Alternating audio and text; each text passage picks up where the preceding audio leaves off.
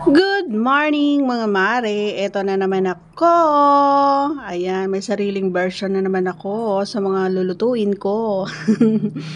Ayan, so dahil kararating lang natin na namitas ng talong doon sa bukid, at habang tayo ay papauwi ay meron tayong mga namataan na mga balang na parya sa Ilocano. Ayan. Kung sa Tagalog naman ay native na ampalaya. Yan yung mga bunga nila ay mga bilog na maliliit.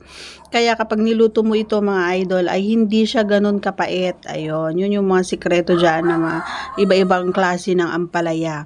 Meron din tayong mga napitas na dahon ng or talbos ng kamote at saka dahon ng sili. And syempre, meron din tayong napitas na bunga ng patola. Ayan ang ating ihahalo doon sa naprito natin na isda. Ayan, from Bulacan. Ayan, from sa ating tita at tito. Ayan, pinadala sa atin. Ayan, so ipiprito natin yon and then isasahog natin yan. Napaka healthy mga amarikoy, no, kasi nga green na green talaga siya, oh, 'di ba? As you can see, talagang fresh na fresh from the garden ng mga kapitbahay. 'Di ba? Nakasimangot na ako diyan mga marikoy at mga parikoy kasi nga hindi man lang ako matulungan. Ayun, tapos kapag naluto, ayan. Paunahan na magsandok. Hindi, ayos lang 'yan. Napagod lang kasi ako mga mare. Oo, ang hirap talaga ng buhay, mahirap ano. Kailangan mo talagang kumayod. Ayun, kahit na ang tawag dito, madaling araw pa lang namimitas na ako doon sa talungan para lang may pambili ng bigas. O, 'di ba? Ganun tayo kasi pag mga idol. Kasi akala ng iba, marami tayong datong.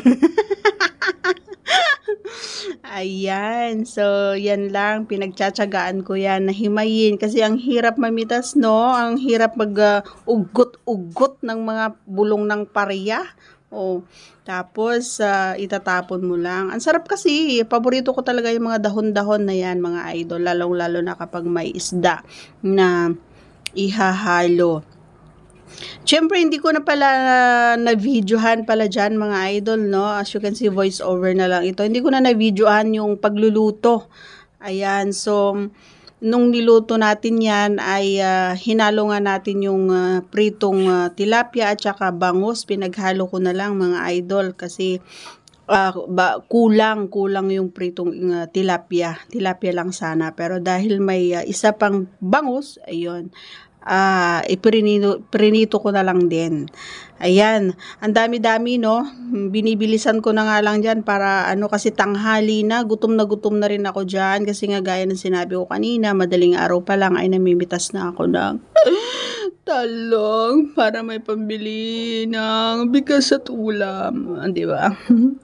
Artista yarn, di ba?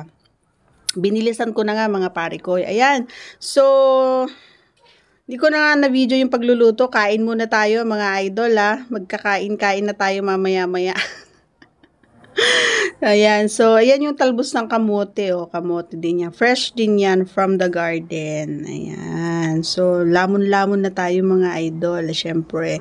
Ayan, lagi nyo nakikita pag nagvo-vlog ako, nasa labas akong kumakain mga idol kasi ayan yung tilapia, oh. Nasa labas ako lagi kasi wala kaming mesa. Oo, wala kaming mesa, wala kaming upuan. Kaya yung ginawang kawayan, naupuan dun lang kami. Tapos yung iba nasa pintuan, yung iba nandun sa mga makikita nyo dyan. Natutuwa yung sinasabi ko. Ayan. Sarap na sarap ako dahil ayaw ko ng maistorbo. Oo, kasi kapag naluto talagang paunahan na naman yan. Ubus yung laman ng kasirola. Kaya binibilisan ko rin na magsakmol. Sakmol. Subo ng subo, ika nga yan. So maraming kalaban dyan. Maraming kasi pagtag mangga talaga naman na maraming kalaban. Yan. Ayun guys, kain tayo mga idol. Takam na takam ka na rin, tsalap-tsalap niyan. Syempre, Basta ako nagluto, matsalap-tsalap yan. At saka hindi dahil lang doon kasi nga fresh yung mga gulay. Fresh na fresh, saka pati yung mga isda fresh. Habang ako ay kumakain ay kwentuhan kami, oo. Pero talagang nakafocus ako dun sa pinggan ko kasi nga baka may dumukot.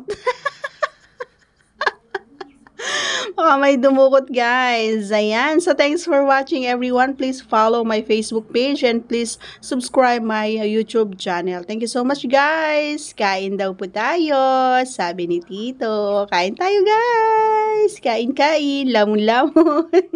O, diba? O, yan si Armat. O, dyan sa may pintuan naman siya.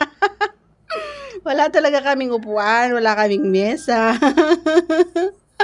Awawang nila lang. Ayun, 'di ba? Ang saya ng hapagkainan. Bye-bye. Thanks for watching once again.